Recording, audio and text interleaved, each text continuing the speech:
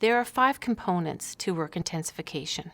And these 5 components, when majority of them exist, and they exist in an ongoing manner where there is no downtime for people to recoup, relax, recover, it is in these times that work intensification occurs, and then the spin-off of work intensification often is burnout, people being unwell. So the 5 components really quickly are working long hours, longer than usual, and continuing to work long hours with no downtime. Individuals, and in my work it would be principals, working, doing the same work that they probably did 10, 20, 30 years ago, but with much more volume of the same work. With that same work still existing, having to do additional work on top of it.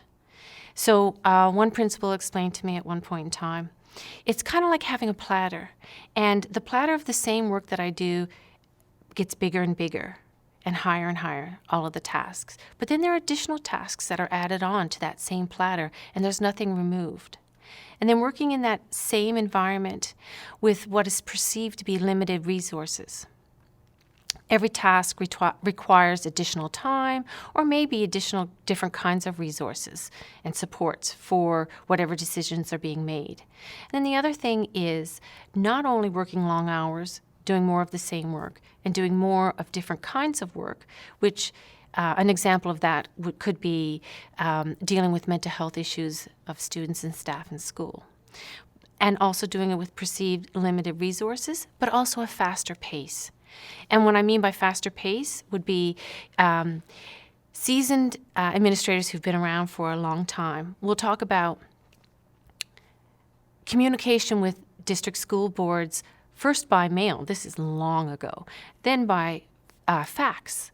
And they may get a fax message on Monday morning saying, we require this information from you, can you have it to us on Friday? Today, now, principals receive email, and in the email, the question and the ask for is, can we have it in 24 hours? So the rate and the pace of the work has increased. When all of those exist and are continual, and there is no opportunity for principals or school leaders in this example to have downtime, this is when work intensification happens. And this is a barrier to well-being in schools.